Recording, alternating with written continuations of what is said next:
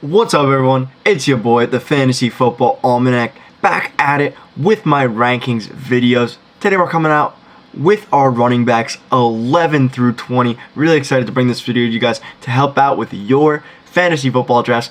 Before we get started, please go down, leave a like below, leave a comment, let me know how you think I did, what running backs are in your top 20, and subscribe to the channel so you can dominate your friends at fantasy football. With that out of the way, let's hop right into our video, starting with running back number 11. My running back 11 for this season is Javonte Williams, second-year running back for the Denver Broncos. I think Javonte Williams has a really interesting case this year to either finish as a top 5 running back or finish outside the top 12. There really isn't any in between, but let's get into why.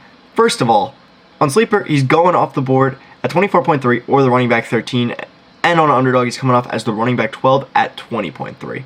Last year, he finishes the running back 17, so he was a beast. But the problem was, he's splitting carries with Melvin Gordon. Melvin Gordon, a guy who used to be an insane fantasy player, with a couple of years of absolute fantasy dominance, now he's kind of faded into a role of mediocrity, but is there to annoy all Javonte Williams owners.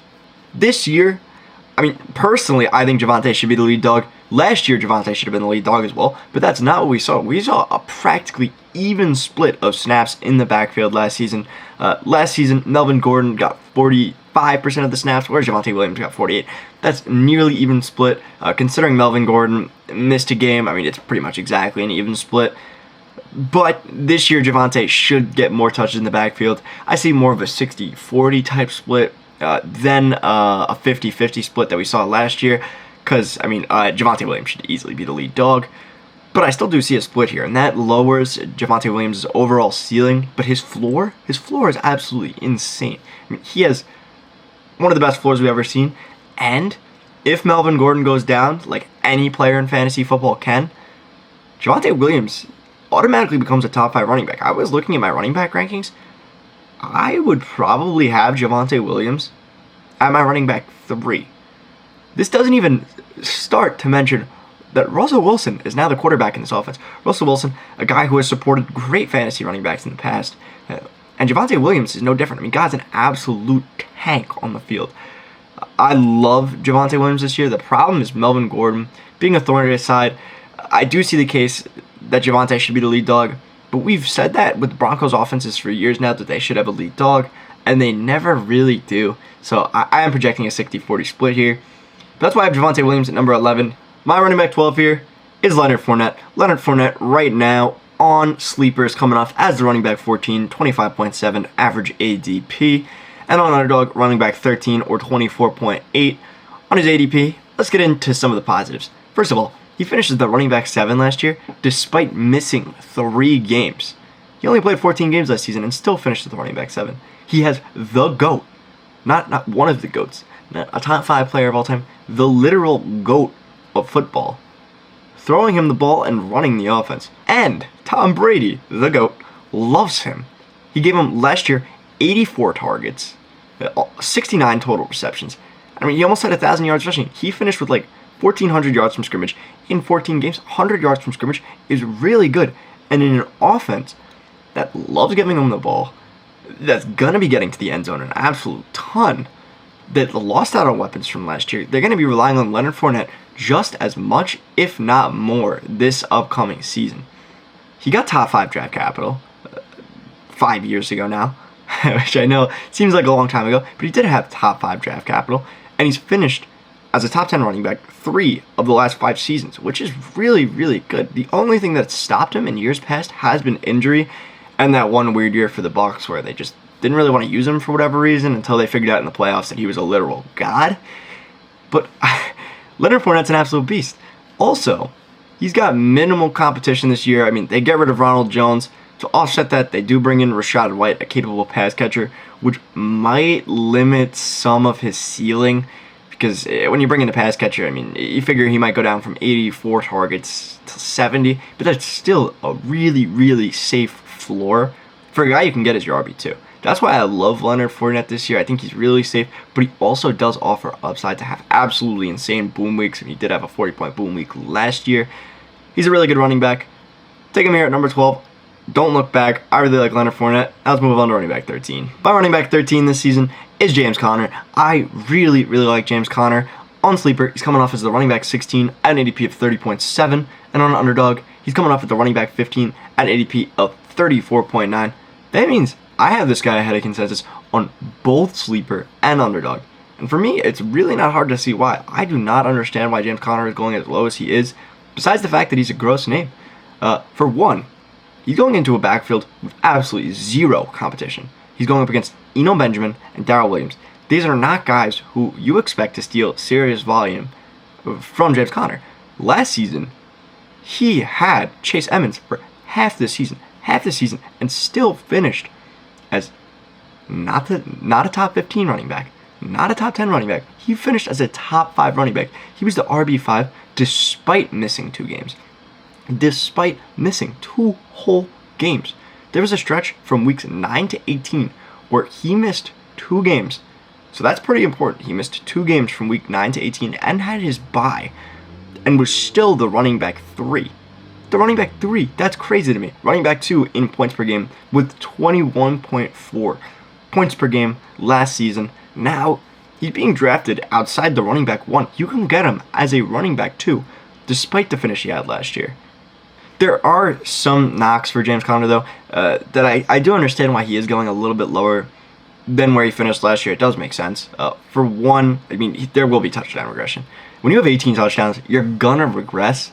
But James Conner, throughout his career, has had and knows for the end zone. So even though it will regress, I mean, if you're going from 18 to 10 touchdowns, James Conner will still be absolutely fine with the amount of volume he projects to get and the amount of receptions he projects to get. He should be absolutely fine, no problem. And then the only other concern for James Conner is that he's never played a full season. I mean, he's played between 10 and 15 games every single season, so it's not like you're getting him off a torn ACL. It's not like he's missing 15 games. But at the same time, I mean, it is possible, pretty plausible that he does miss a few games. And if that happens, you're going to be mad because you're missing out on this absolutely insane production. I guess the last knock on him is that Kyler is a little inconsistent. It's actually pretty inconsistent sometimes. But James Conner, even when Kyler was having his bad stretches, James Conner still looked like an absolute beast last season. So James Conner, one of my biggest values, don't know why he's going as low as he is. I like him ahead of a lot of other dudes this season. Take James Conner and run. He is an absolutely insane steal if you can get him at a value. Please take him. Love James Conner. Now let's move on to our next running back. My running back 14 for this season is Aaron Jones. Currently on Sleeper, he's coming off the board as the running back 12 or an ADP of 17.5. And on an Underdog, he's coming off as the running back 10 or 18.1. Aaron Jones is a guy that has been consistently, since he came into the league, slept on for various reasons, whether it be backup running backs, coming into the league, him not getting the workload that he deserves, everything like that. Aaron Jones consistently, very consistently, slept on as a talent, as a player, as a red zone threat. I'm kind of sleeping on him this year, I'm not going to lie. I really hate to say that because I consistently have slept on him. I consistently have him too low, and then every year I'm like, oh, next year I'll have Aaron Jones a little higher. But again, I am concerned. There are legitimate concerns. But first, let's talk about the positives. For one, Aaron Jones is an absolute beast. His boom weeks are absolutely insane. Over the past 3 years, he's had 4 games with over 40 points. The only player to have more 40-point games in fantasy football than that is, I think you know who it is. You guys know, it's Derrick Henry. Derrick Henry has had 6, but Aaron Jones in second with 4. I guess a testament to how good Derrick Henry is, but also a testament to how good Aaron Jones is. Those games win you weeks single-handedly. Those are the type of players you want. You want to inject a little volatility into your lineup. Aaron Jones gives you that with his crazy 4 touchdown games. But second of all, in this offense, there is no more Davante Adams. And Aaron Jones, without Davante Adams, has been honestly kind of scary. Scary how good he's been. 55 receiving yards a game on 7 targets. That's like almost low-end wide receiver numbers right there, which is scary. And 67 rushing yards a game. Not to mention, since 2019, in games without Davante Adams, 1.5 touchdowns a game. So you're getting 120 yards per game on average on 5 receptions, 7 targets. and 1.5 touchdowns. I mean, how much better can it really get than that? If that wasn't for one thing, Aaron Jones would easily be a top 5 running back in the league. But there is one thing standing in his way. And that person or thing is Quadzilla.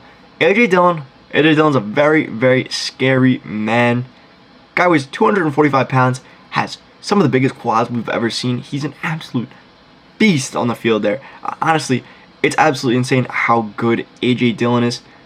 And he's right there next to Aaron Jones, stealing about half the work. That's what's really scary. I mean, they both work in a 50-50 timeshare.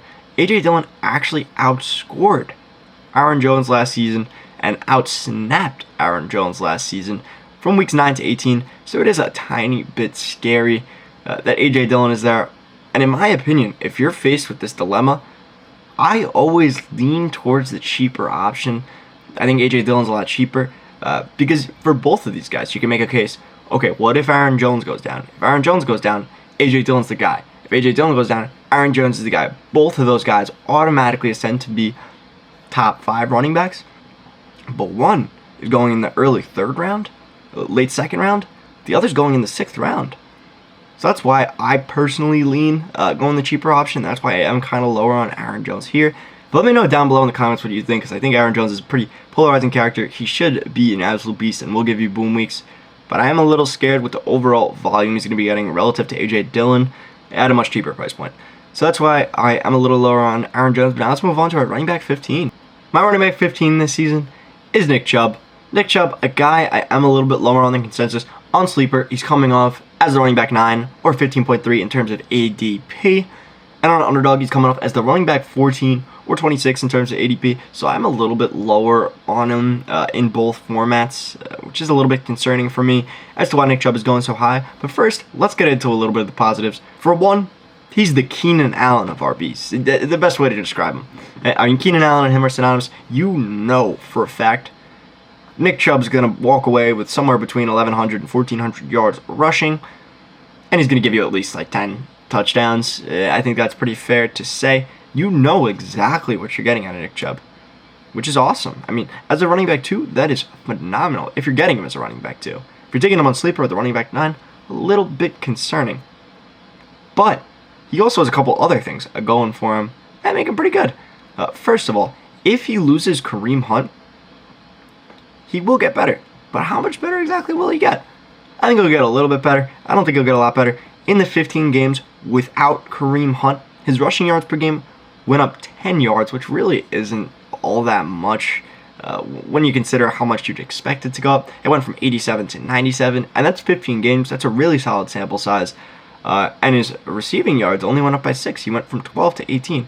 So these are slight boosts, but not as much as you would expect from losing a guy like Kareem Hunt.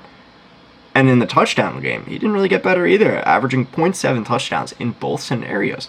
So realistically, Nick Chubb got a little bit better. I mean, you figure you could add about 2 points, 2.5 points onto his total, or per game total, without Kareem Hunt, which is useful, but it's not league-altering like you would expect it to be with somebody like Javonte Williams, or those type of guys. I mean, or James Conner last year, those type of running backs where they have league-altering ceilings. If the sidekick goes down, or Aaron Jones as well, a guy we just talked about, there are so many guys that have these league-altering ceilings, and Nick Chubb just doesn't have that because he's not utilized in the receiving game. One last positive with Nick Chubb, and it's again a backhanded positive, is that he has Deshaun Watson coming back for the Fantasy Football Championship. And I know what you're saying. How is this a backhanded positive? Deshaun Watson's a better quarterback. And yes, I 100% agree. He's definitely a better quarterback than Jacoby Brissett. One, we don't know exactly how Deshaun Watson's going to operate the offense. Two, we don't know if Deshaun Watson's going to be any good when he comes back. I mean, he could look, in his preseason game, he looked terrible. He looked awful. So it is a little bit concerning to see that Deshaun Watson may be coming back. We don't know exactly how he's going to bond with Chubb. We don't know exactly how he's going to operate this offense. And now let's get into some of the real negatives here. For one, Brissett. I mean, I think the line will be just fine. I think the rushing game will be just fine. I'm not really too worried. I'm not lowering or raising Nick Chubb based on this, but I think it is a little bit concerning to see Jacoby Brissett is your starting quarterback. I mean, you could stack the boxes, might make Nick Chubb a tiny bit less efficient here, They're probably going to pound the ball more, so it'll even out. But either way, I don't think it's really a positive for Nick Chubb to be running behind Jacoby Brissett. He's also not used in the receiving game. He doesn't have RB1 upside. The only rushing running back that does is Derrick Henry, and he is not Derrick Henry. And he's going way too high on sleeper. That's really just what it comes down to. But that's my synopsis on Nick Chubb. Hopefully you guys can see now why I'm a bit lower on him than consensus. I do like him still. I think he's a fine back, but where he's going, I am a little bit concerned. Let's move on to running back 16 though. My running back 16 for the season is Travis Etienne. Travis Etienne right now on sleeper is coming out as the running back 20, so a little bit of a value there with an ADP of 40.7. And on underdog, he is coming off as the RB16 or 36.7. So I have him right in line with ADP on underdog here. First, let's get into some of the positives. He did play with Trevor Lawrence in college, and they drafted Trevor Lawrence and Travis Etienne in the same draft class. You figure they probably talked to Trevor Lawrence at least a little bit, said, "Ah, you like this guy Etienne?" And Trevor Lawrence was definitely like, "Yeah, I think this guy Etienne's all right. I mean, he scored 78 touchdowns for us. It's not bad." So he definitely really likes Travis Etienne, is used to him. So they do have the chemistry coming in right off the bat, like that Jamar Chase type of chemistry with Joe Burrow. It's what you hope for, at least, even though it is a different position. He was given first-round draft capital, which is huge as a running back. Not too many running backs do get first-round draft capital. James Robinson's coming off a torn Achilles, which is exactly not what you like to see. I mean, it's obviously awful for James Robinson. I feel terrible for the man. But for the position of Travis Etienne, he's probably going to be getting a lot more touches. They're going to have to work in James Robinson slowly. He's 6 months off a torn ACL, or torn Achilles. So they're going to have to work him in slowly. That gives James Robinson Travis Etienne ample time to prove that he is indeed the RB1 and deserving of that role. He also had, in his last season at college, 600 yards receiving as a running back. That's nearly unheard of. That is crazy. Team target share through the roof here. So you know he's going to be getting utilized in the receiving game a ton, which is why I have him as high as I do. That gives him a really stable floor, but also a pretty high ceiling if he can achieve that 80 target range, which is entirely possible for him. He's also, one last thing, he's receiving a ton of buzz in training camp, which normally I don't really think is a big deal. But when you're coming off a Liz Frank injury, I think it's a big deal to be receiving a ton of buzz in training camp, because that means you're healthy. That means you're feeling good, you're looking good, and you're healthy. That's what matters to these running backs. But now let's get into some of the negatives. First of all, we've never seen him play a snap in a real NFL game. I mean, he did have that preseason game where he looked okay, but he's never played a snap in a real NFL game, so you don't really know if he's going to be all that just yet. I mean, he still has a risk. It's basically like drafting a rookie. First of all, Jaguars should be really bad as well. I mean, I don't think anybody expects the Jaguars to win more than, 6 games this season. I think I'm being generous there. And James Robinson is coming back. It makes no sense to me. I was returning so quickly from his torn Achilles, but he's been also getting some buzz at training camp, which is pretty concerning for a guy like Travis Etienne, because you figure if it's a committee split, it's not really what you like to see. But I still think Travis Etienne's phenomenal because he will most likely be getting every valuable touch in this offense, and he's basically a really discount Austin Eckler, honestly. But I say that as like really discount. Like if you're squinting hard, maybe you see a tiny resemblance of Austin Eckler here, because the offense isn't the same. There's way more concerns. But I do think Travis Etienne is a good value where he's going on sleeper. Highly recommend taking him there. Let's move on to running back 17. My running back 17 for this year is Breece Hall. I really like Breece Hall. Sleeper and underdog like him just about as much as I do, but I do have him a little bit higher. On sleeper, he's coming off the board as the running back 19 or 37.2 on ADP. For underdog, he's coming up 43.7 or the running back 18. So they're about the same. I have him as the running back 17, so just a tiny bit higher than consensus. But I pretty much think I have him, I feel like at his floor. I mean, there's cases to be made for both sides. Let's get into the positives now. First of all, he's a prototypical 3-down running back. He's going to be used on 3rd down situations in the passing game. He's going to be used in the running game. He's going to be used pretty much everywhere, which is exactly what you want to see for a running back. Second of all, let's talk about his athleticism and his supremely good RAS score. For anyone who doesn't know, RAS is relative athletic score. It grades you from 0 to 10, with 10 being the absolute highest, and he graded a 9.96. That means that out of every 10 running backs, he was better, or every 100 running backs, he was better than 99.9 9.6 of them. That ranked him seventh out of 1,624 running backs since 1987. 1,624, and he ranked 7th. So he walks into a room, he sees 1,600 guys. He's like, oh yeah, let me walk to the very front. Let me cut everyone. That's absolutely insane. So good, in fact, that he was better than Jonathan Taylor in this ranking by a pretty wide margin. Jonathan Taylor ranking 9.55 compared to 9.96. That's not even the guy I want to talk about. The guy I want to talk about that he was better than is a little-known running back for the Vikings named Adrian Peterson. Adrian Peterson scored a 9.65. Breece Hall with the 9.96. I mean, how much better can it get than having company like Adrian Peterson? Furthermore, the Jets reached up into the second round to grab him. They wanted Breece Hall here. They were shocked he was even there. But a couple of the negatives that I am a little bit concerned about is, for one, again, he's never played a snap in the NFL. It is a little bit concerning to see that for a running back. I mean, you got to start somewhere, but this is a little bit concerning. You know, bust potential is there still because he hasn't done anything yet. Also, Michael Carter. I think Michael Carter is really not going to get much work at all. But it's the Jets' offense, so I am a little concerned he might steal a tiny bit of work, and a tiny bit of work in a lackluster Jets offense might be enough to cap his ceiling a little bit. I still think it should be like a 70-30, 80-20 split. Probably 80-20, honestly. Type of split with Breece Hall. Breece Hall should be commanding pretty much all the volume. But Michael Carter taking a little bit is enough for me to at least note it. And the Jets' schedule is really, really hard this year, combined with the fact that it's the Jets. Jets suck, and their schedule is hard. So I am a little bit concerned. They do have one of the hardest schedules in the entire NFL, especially to start the season, the first 8 weeks. You could see Breece Hall come up later on into the season, but to start the season, I'm a little bit concerned. That's why I have Breece Hall as my running back 17. Let's move on to my running back 18 now. When I look for running backs, usually I really want a high volume share. I mean, talent obviously matters. What I'm looking for is volume and targets. Do they get those things? Because if they get those things, they will produce in fantasy almost no matter what. You have to really be terrible, like age 34 Frank Gore, getting 20 carries on 65 yards and no touchdowns, to not produce at the fantasy level if you're getting 20 carries a game. This is exactly why I like David Montgomery. David Montgomery, my running back 18. On Sleeper, he's also coming off with the running back 18 or 35.6. And on Underdog, he's actually going a lot lower, which is surprising to me. Coming off the board as the running back 22 with an ADP of 63.1.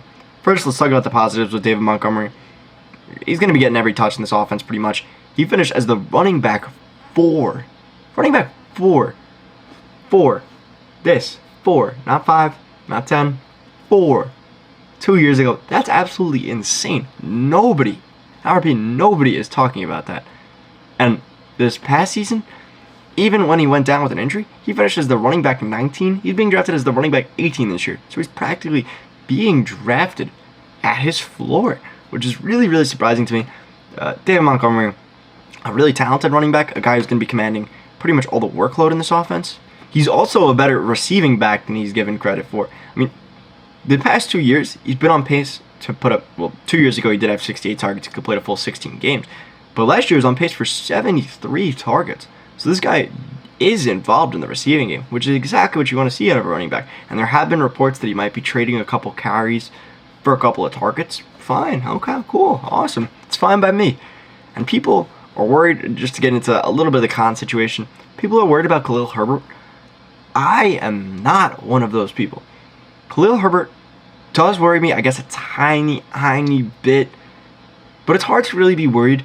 When David Montgomery came back, there was never a game where Khalil Herbert received more than 4 carries. 4. Again, 4. Coming back with David Montgomery in 4, Khalil Herbert never received more than 4 carries. That is insane. I don't know why people think, although Khalil Herbert looked really talented, that he's going to come out and steal David Montgomery's job.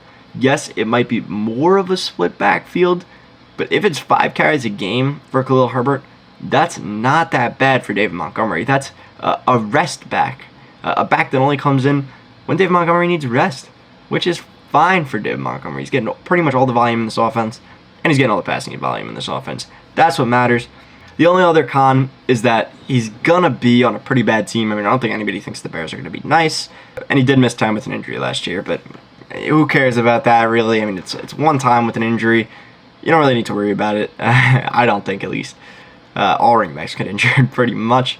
But now let's move on to the running back 19. And that is Ezekiel Elliott. Ezekiel Elliott right now, I feel like I do have him a little low. I kind of want to raise him, but at the same time, I just don't know where to raise him. I'm a little concerned with him this year. Let's get into why, but first let's start with the positives. Right now, he's coming off on Sleeper as the running back 15 with an ADP of 26.4. I am as the running back 19, so I'm a little lower. And on Underdog, running back 17 or 39.3. So again, I am a little bit lower on him. Again, we'll start with the positives.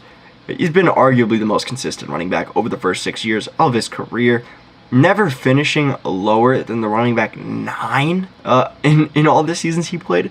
But even when he was suspended for 6 games and missed 6 games of the season, he still finishes the running back 11. So the only top 10 finish he didn't have, he finishes the running back 11 when he was suspended for 6 games. Unbelievably consistent. One of the most talented running backs of our generation. Top 5 pick. He's also in an offense that really produces every year. I mean, it's the Cowboys. I hate to say it as a Giants fan, but it's the Cowboys. I mean, they produce every single year in and year out. Dak's a good quarterback. They always have a good O-line, even though some people were projecting it to be worse this season. Cowboys always have a good O-line. They always will. It will be a little bit worse this season, but it's not a huge cause for concern. It's certainly there, but not a huge cause for concern yet again. And even though last year people considered him to have a terrible fantasy season, people are like, oh, Zeke had such a bad fantasy season. It was so bad for him. He finished the running back 7. I mean, come on. He was still a good running back last year. Did fade in the second half of the season, which is why people remember it. They got burned by it. Doesn't make sense. But Zeke was still a dang good running back at the end of the season last year. My cons, though, I do have some cons. For one, Tony Pollard. Again, to reiterate, I always, in these situations, like to take the cheaper option. And Tony Pollard looked good last year. I don't think he's going to steal Zeke's job, but it certainly is a possibility for them to be splitting more and more work. And if that's the case, I would rather take the cheaper option, who again is Tony Pollard. And Tony Pollard is figuring to be involved somewhat as the receiving guy. So that is a little scary for Zeke's ceiling and his floor. Again, that's why I'm a little concerned on Zeke. It is scary seeing those guys come in and vulture targets, touchdowns, everything, the like. And then Zeke also does have a lot of tread on his tires. I mean, he hasn't missed a game really in his NFL career, but he is 27 years old and has had consistently over 300 touches every single season of his career. That is where it starts to get a little scary. I'm not saying fade him because of that. That's not really the reason I have him lower, but it is notable. That's why I guess I do have Zeke a little bit lower than consensus, but it's not too much lower. I don't advise against drafting Zeke. He could absolutely burn me here. Let's move on to running back 20. My running back 20 is Cam Akers here. Cam Akers, a guy who will not finish at his ADP, I think almost guaranteed. Right now I have him as the running back 20. Like I said, on Sleepers coming off the board at the running back 17 or 34.8, and on Underdog he's coming off as the running back 19 or an ADP of 48.1. So let's get into the positive of Cam Akers. For one, last season he came off of a torn Achilles during the season. It was preseason, but whatever. During the season he tore his Achilles, comes back for the playoffs, and not only does he get carries, not only does he get targets, he dominates the backfield, outsnapping Sony Michel, or had 3 times as many carries as Sony Michel. In the playoffs, most important football they were playing, they wanted Cam Akers back immediately, even though he was brutally inefficient. They said, this is our back, this is the best running back we have. And even though he's brutally efficient, he is coming off a torn Achilles. I mean, you can't really expect too much from the guy. It's really, really hard. And he was also playing some of the hardest run defenses. I mean, the 49ers were really tough. The Bengals were tough. All these teams have really, really good run defenses. I mean, it's the playoffs. It makes sense. Cam Akers, an absolute beast in that regard. Number 2, he's still young, so torn Achilles does still worry me, but it worries me a little bit less for the younger guys because it gives them time to recover a little bit. They still have better, I guess, younger person genetics, so to speak, so it will be easier for him to recover. Not saying it's going to be easy for him to come back next season and play fully, but it is easy for him to recover, or easier. He's on one of the best teams in the NFL as well. Sean McVay, one of the best offensive coaches we've ever seen. Guy's an absolute offensive genius. And Sean McVay has traditionally always used a workhorse role. So that's one of the reasons why Cam Akers was going so high initially. They love their workhorse role. Sean McVay wants to run a workhorse generally. And that's what we saw at the end of 2019. At the end of 2019, McVay was using Cam Akers in that workhorse role, and Cam Akers was feasting. I mean, there was the time where Cam Akers was going as a first-round pick. But now, I am a little bit concerned with Sean McVay's usage, because Sean McVay has said that he realizes the error of his ways and that he wants to run a split backfield to prevent these running backs from getting totally injured, which, I mean, in my opinion, is kind of fair. I'm a little bit more concerned with this than Tomlin coming out and saying it, because Tomlin just kind of said it. But with McVay, it really sounded like he meant it. So I am a little bit concerned with Cam Akers' total volume, especially because he doesn't get that much work in the receiving game. I mean, he's not some guy who's going to come out there and get 500 yards receiving. So his ceiling really isn't fully there if Darrell Henderson does figure to be a part of this equation. And then last season, I do think coming off this torn Achilles, I mean, it is possible he still comes back to his old ways, but there still is a concern with the Achilles. I mean, that is a pretty scary injury, and he was so bad in the playoffs last year. Don't want to pin that on him. Just saying it's notable. But anyways, guys, that's it for my top 20 running backs list. Please let me know how I did in the comments below. Let me know anything you would change, because I'm sure fantasy football, you're going to have some different opinions. Please go down, leave a like, leave a comment, and subscribe. Really would mean the world to me. Thank you guys so much for watching. Have a good day, a good night, and good life.